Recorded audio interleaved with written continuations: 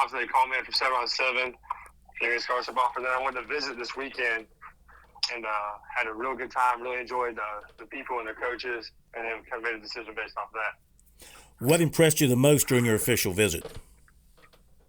I would say obviously the hospitality. I mean, everything was nice, but I would say just like Coach Loggins, Coach Beamer really impressed me. What things did they lay out for you about, okay, here's what we like to do on offense, and this is what we think you can do for us and with us? They would show me my high school film, and then they would show their film, how they can see me just directly translating to their offense, and obviously try to be a factor for them. Well, I mean, you're a guy that threw for over 4,000 yards last season and 40-some-odd touchdowns. You won a 4A state championship, so you can obviously sling it. When you think about the South Carolina offense, I imagine Spencer Rattler must come to mind in what they did with him the last 2 years. Yeah, and he was a pro-style quarterback, and I saw him eye, so that's a big plus to see him, what he was able to do in their offense. And I really believe what Coach Loggins has to do. Fill us in on your conversations with Coach Loggins, your relationship with him, his pro background, and how much of an influence that was on your thinking as you were deciding on what to do. I mean, obviously his background is definitely like a plus because you just know he has something. I mean, he has a lot of pedigree to himself. But I think as long as we started talking a lot more about 2 weeks ago, and then this weekend I really got to see what he's about, and I really enjoyed him. You know, what was it like for you last season with Westside winning the state championship, and all of a sudden people started hearing more and more about Cutter Woods, and you sort of emerged and put yourself among the best quarterbacks in South Carolina last season and for this coming season. What's that rise for you been like from just a football standpoint and the notoriety standpoint?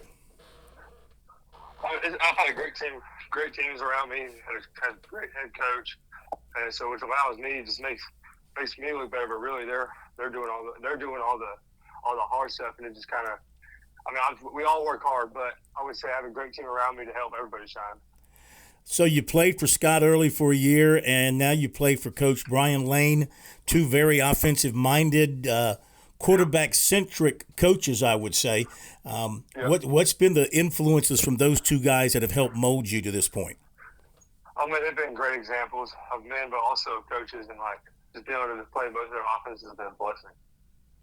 So when you look at the South Carolina quarterback situation, you're the one guy they'll take in 2025. And, of course, you got Lenora Sellers in the room and some others, Dante Reno, of course, and others.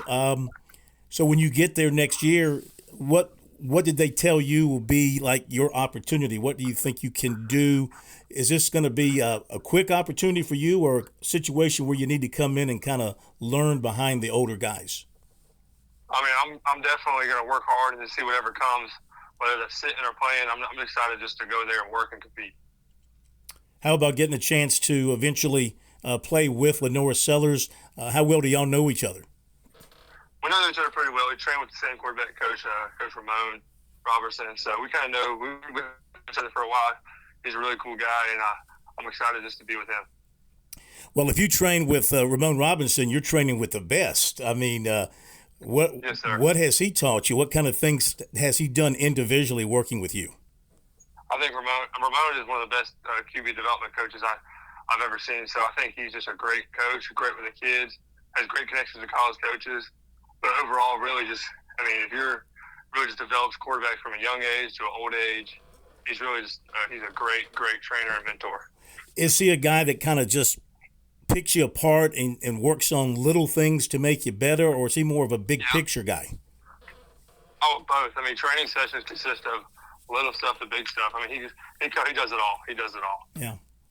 All right, Cutter. So I know you're looking forward to another big season at Westside. What do the Rams look like here in the off season? Of course, you guys have won some 7-on-7 titles this summer, so at least from a passing and throwing standpoint, sounds like you guys are going to be pretty good once again.